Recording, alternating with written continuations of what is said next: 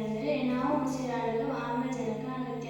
ಎಲ್ಲರೂ ಅಂದರೆ ಗಾಳಿ. ಆದ್ದರಿಂದ ಎಲ್ಲರೂ ನಿಮಗೆ ನಮಸ್ಕಾರ. ಹುಟ್ಟಿದ ಮೂಲ ಗಟ್ಟಿಯ ಜಾಗ ನಮಿತೆ ಧರಣಿ ನಿಮಗೆ ಅಂದರೆ ನಾವು ಹುಟ್ಟಿದ ಜಾಗೃತಿ ಮೂಡಿಸುವ ಸಲುವಾಗಿ ಶಾಲೆಯಲ್ಲಿ ಇಂದು ಕ್ಲಬ್ ರಚನೆಯಾಗಿರುತ್ತದೆ. ಇಂದು ನಮ್ಮ ಶಾಲೆಯಲ್ಲಿ ಪ್ರಕೃತಿ ಈಕೋ ಕ್ಲಬ್ನಿಂದ ಕಾರ್ಯಕ್ರಮವನ್ನು ಹಮ್ಮಿಕೊಂಡಿದ್ದೇವೆ. ಪ್ರತಿ ಪರಿಸರ ವ್ಯವಸ್ಥೆಯ ನಿಯಂತ್ರಣ ಸೂರ್ಯ. ನಮ್ಮ ಶಾಲೆಯ ಎಲ್ಲ ಚಟುವಟಿಕೆಗಳ ನಿಯಂತ್ರಣ ಶಕ್ತಿ ನಮ್ಮ ಶಾಲೆಯ ಮುಖ್ಯ ಶಿಕ್ಷಕರಾದ ಶ್ರೀಯುತ ಈಶ್ವರ್ ಸರ್ ನಿಮಗಿದು ನಮ್ಮ ಗೌರವಪೂರ್ವಕ ಸ್ವಾಗತ. ಪರಿಸರ ವ್ಯವಸ್ಥೆಯನ್ನು ಅರ್ಥೈಸಿಕೊಳ್ಳುವ ಜ್ಞಾನ ವಿಜ್ಞಾನದಿಂದ ದೊರಕುತ್ತದೆ. ಪರಿಸರವು ವಿಜ್ಞಾನದ ಅವಿಭಾಜ್ಯ ಅಂಗ. ವಿಜ್ಞಾನ ಶಿಕ್ಷಕರಾದ ಶ್ರೀಮತಿ ದೀಪಾ ಮೇಡಂ ನಿಮಗಿದು ಹೃದಯಪೂರ್ವಕ ಸ್ವಾಗತ.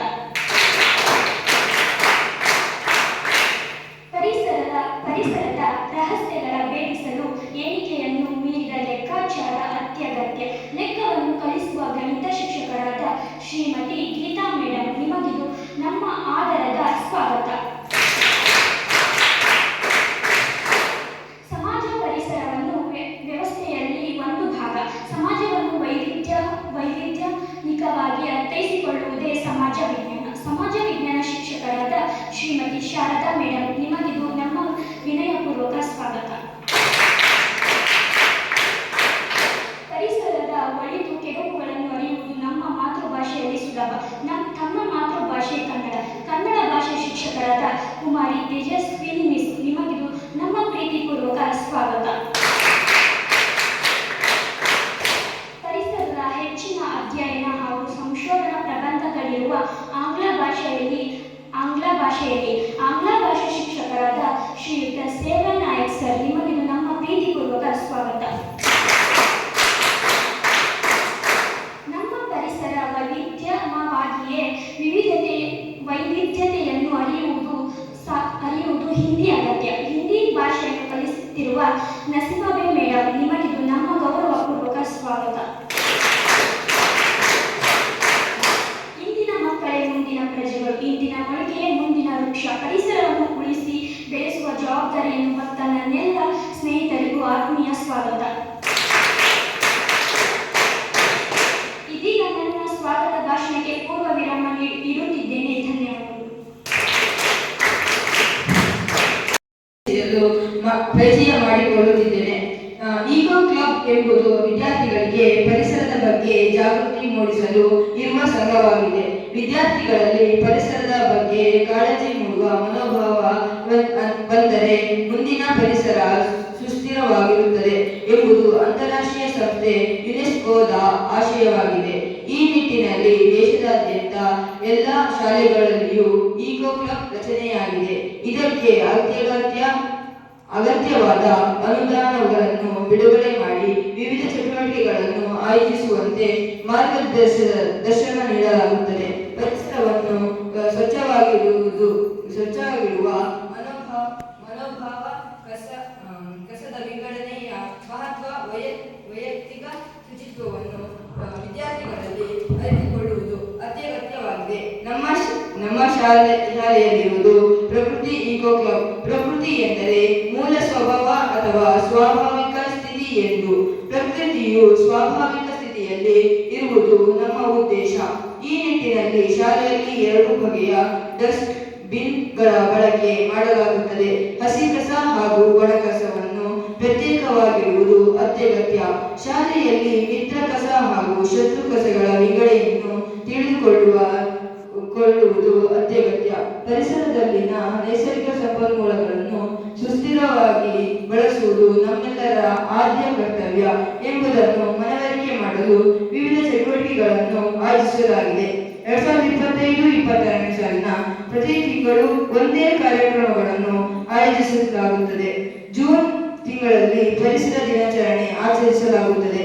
ಜುಲೈ ತಿಂಗಳಲ್ಲಿ ಸೊಳ್ಳೆ ಮೊಟ್ಟೆ ಇಡುವುದನ್ನು ತಡೆಯಲು ನೀರು ನಿಲ್ಲುವ ಸ್ಥಳಗಳನ್ನು ಗುರುತಿಸಿ ತೆರವುಗೊಳಿಸುವುದು. ನಾವು ಎಸೆಯುವ ಪ್ಲಾಸ್ಟಿಕ್ ವಸ್ತುಗಳಲ್ಲಿ ಸಂಗ್ರಹವಾಗುವ ನೀರಿನಲ್ಲಿ ಸೊಳ್ಳೆಯು ಮೊಟ್ಟೆ ಇಡುತ್ತದೆ. ಆಗಸ್ಟ್ ತಿಂಗಳಿನಲ್ಲಿ ಶಾಲೆಯ ಕೈತೋಟದಲ್ಲಿ ಕೈ ಬೆಳೆದ ಕಳೆಗಳ ನಿರ್ವಹಣೆ ಹಾಗೂ ಇನ್ನಷ್ಟು ಹಸಿರನ್ನು ಹೆಚ್ಚಿಸುವುದು. ಸೆಪ್ಟೆಂಬರ್ ತಿಂಗಳಲ್ಲಿ ಕಾಂಪೋಸ್ಟ್ ಗೊಬ್ಬರ ತಯಾರಿಕೆ. ಅಕ್ಟೋಬರ್ ತಿಂಗಳಲ್ಲಿ ಶಾಲೆಯ ಜೀವವೈವಿಧ್ಯ ಸಮೀಕ್ಷೆ ಹಾಗೂ ವನ್ಯಜೀವಿ ಸಪ್ತಾಹ. ನವೆಂಬರ್ ತಿಂಗಳಿನಲ್ಲಿ ಪರಿಸರ ಮಾಲಿನ್ಯದ ಪರಿಣಾಮಗಳ ಕುರಿತು ವಿಚಾರಗೋಷ್ಠಿ. ಡಿಸೆಂಬರ್ ತಿಂಗಳಿನಲ್ಲಿ ಶಕ್ತಿ ಬಳಕೆಯ ಕುರಿತು ಸಮೀಕ್ಷೆ. ಜನವರಿ ತಿಂಗಳಿನಲ್ಲಿ ನೀರಿನ ವಿವಿಧ ಆಕಾರಗಳನ್ನು ತಿಳಿಯಲು ಕ್ಷೇತ್ರ ಭೇಟಿ.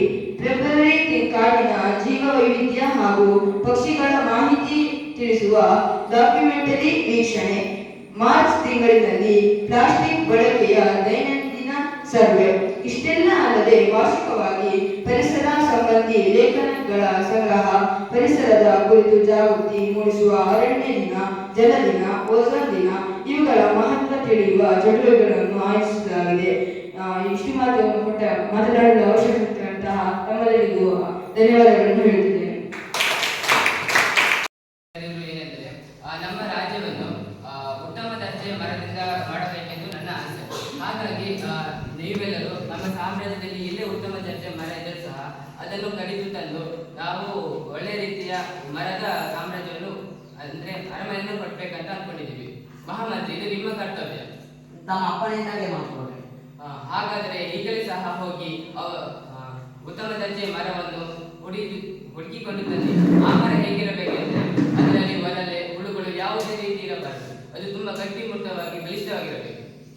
ಅಪ್ಪಣೆ ಆಗಲಿ ಮಾಡ್ಕೊಳ್ರಿ. ನೀವು ಹೇಳಿದ ಹಾಗೆ ಈಗ ನಾನು ಊರಿನಲ್ಲಿ ಹೋಗಿದ್ದೆ ಡಂಗೂರ ಸಾರಿ ಎಲ್ಲ ಜನರಿಗೆ ಹೇಳಿ ಮತ್ತು ಅವರ ಕಡೆಯಿಂದ ಉತ್ತಮ ದರ್ಜೆಯ ಮರವನ್ನು ತರುತ್ತೇನೆ. ಅಪ್ಪಣೆ.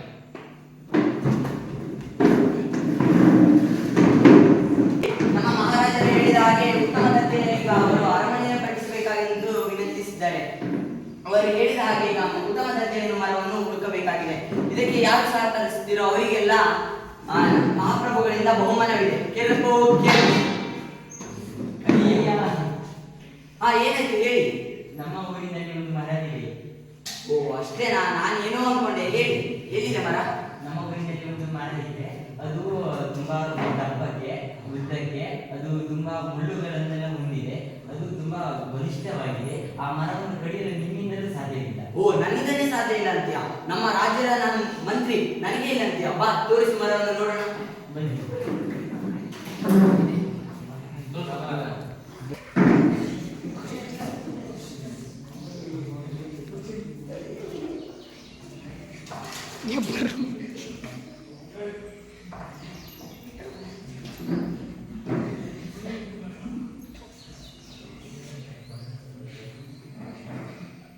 ಒಳಗೆ ಬರಲು ಅನುಮತಿಸಬೇಕು ರಾಜ. ನೀವು ಹೇಳಿದ ಹಾಗೆ ಅರಮನೆಯನ್ನು ಸ್ಥಾಪಿಸಲು ಬೇಕಾದ ದರ್ಜೆಯ ಮರವನ್ನು ತಂದಿದ್ದೇನೆ. ನಿಮ್ಮಂತ ಭಕ್ತರು ನಮ್ಮ ರಾಜ್ಯದ ಬೇಕು ಬಂದಿದ್ದೀವಿ. ಇದೇನು ಚೆನ್ನಾಗಿದೆ. ಅದೇನು ರಕ್ತದ ಕಲೆ? ರಾಜರೇ, ನಾವು ನಿಮ್ಮ ಹಿಂದಿನ ಮಾತನಾಡಿದರೆ ಬಿಡೋದಿಲ್ಲ. ಹಾಗೂ ನಿಮ್ಮ ಬಗ್ಗೆ ನನ್ನ ಮುಂದೆ ಮಾತನಾಡಿದ್ದಕ್ಕೆ ಅಮೃತ ದೇವಿಯಲ್ಲಿ ಯಾರ್ಯಾರೇ ನಿಮ್ಮ ವಿರುದ್ಧ ಮಾತನಾಡಿದರೆ ಅವರನ್ನು ನಾನು ಬಿಡುವುದಿಲ್ಲ. ಆವಾಗ ಮರವನ್ನು ಕಡಿಯೋದಕ್ಕೆ ಬಿಡಲಿಲ್ಲ. ಅದಕ್ಕೆ ಸಹಕರಿಸಿದವರು ಊರಿನ ಗ್ರಾಮಸ್ಥರು. ಬನ್ನಿ ಸೈನಿಕರೇ, ಇವರಿಗೆ ಮೊದಲು ಒಳ್ಳೆಯ ಪಾರಿಶುದ್ಧವನ್ನು ಒದಗಿಸಿ. ಅಷ್ಟೇ ಅಲ್ಲ ಮಹಾಪ್ರಭುಗಳೇ, ಇದು ಒಂದೇ ಮರ ಅಲ್ಲ, ಇನ್ನು ತುಂಬಾ ಮರಗಳಿವೆ. ಆದರೆ ಇದಕ್ಕೆ ಅಡ್ಡಿಯಾಗಿ ಅಮೃತ ದೇವಿ ಹಾಗೂ ಅವರ ಮಕ್ಕಳು ಬಂದರು. ಅದಕ್ಕೆ ಅವರನ್ನು ಬಿಡದೆ ನಾನು ಮುಗಿಸಿದೆ. ಏನು, ಅವರನ್ನು ಕೊಂದೆಯ? ಹಾ. ಎಂತ ಅನಾಹುತ ಆಯಿತು ನಮ್ಮ ರಾಜ್ಯದಲ್ಲಿ. ಹೀಗಾಗಿ ಆ ಜಾಗವನ್ನು ನನ್ನನ್ನು ಕರೆದುಕೊಂಡು ಹೋಗಿ. ಕರೆದುಕೊಂಡು ಹೋಗ್ತೇನೆ.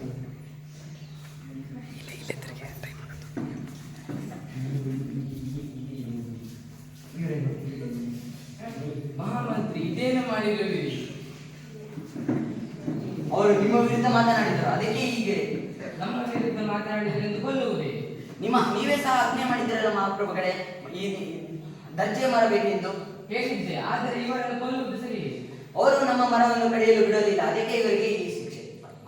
ಆದ್ರೆ ಈ ಪುಟ್ಟ ಮಕ್ಕಳು ಅವರು ಏನು ಗೊತ್ತಿದೆ? ಅವ್ರ ಮಕ್ಕಳಲ್ಲ, ಅವರು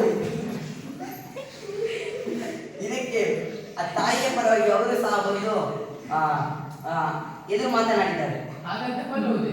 ಹಾ ಪ್ರಭುಗಳೇ, ಅವರು ನನ್ನ ವಿರುದ್ಧನೇ ಮಾತನಾಡಿದರು. ಹಾಗಾಗಿ ಈ ಒಂದು ಘಟನೆಯಿಂದ ನನ್ನ ಮನಸ್ಸು ವಿಷಾದಿಸಿಕೊಂಡಿದೆ. ಹಾಗಾಗಿ ಇನ್ನು ಮುಂದೆ ಈ ಗಿರ್ಜಿ ಮರವನ್ನು ಯಾರು ಕಡಿಯುವಂತಿಲ್ಲ. ಹಾಗೆ ನವರಾತ್ರಿ ದೀಪಾವಳಿ ಸಮಯದಲ್ಲಿ ಈ ಮರವನ್ನು ಪೂಜಿಸುವಂತೆ ಆಜ್ಞೆ ಮಾಡುತ್ತಿದ್ದೇನೆ. ನಮ್ಮ ರಾಜರು ಆಜ್ಞೆ ಮಾಡಿದ ಹಾಗೆ ಇನ್ನು ಮುಂದೆ ಯಾರಾದರೂ ಮರವನ್ನು ಕಡಿದರೆ ಅವರಿಗೆ ದಂಡನೆಯನ್ನು ವಿಧಿಸುತ್ತೇವೆ.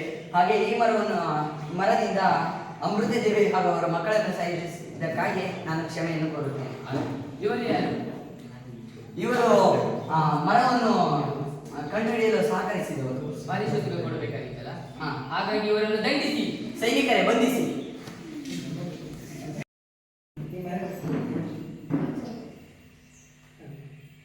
ದುಡ್ಡು ಕೊಡೋಣ, ಈ ಮರ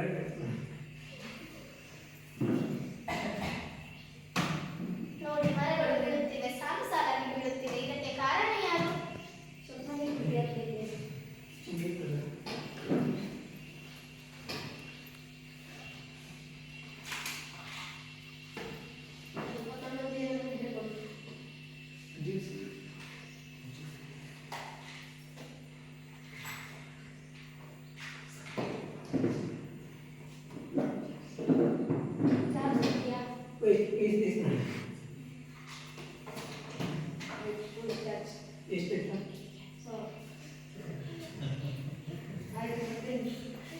ಈ ಮರಗಳು ಪೀಸ್ಗಳನ್ನು ಇದೇ ರೀತಿ ಮರಗಳನ್ನು ಕಡಿತಾ ಹೋದ್ರೆ 2080 ಹೊತ್ತಿಗೆ ಕಾದು ನೋಡಬೇಕಾಗುತ್ತದೆ.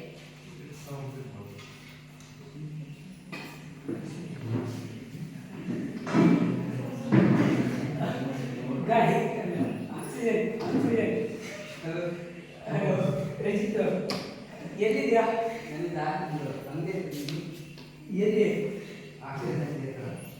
ಎಲ್ಲಿ ಎಲ್ಲ ಹೇಳಿದ್ರು ಸರ್ಕಾರ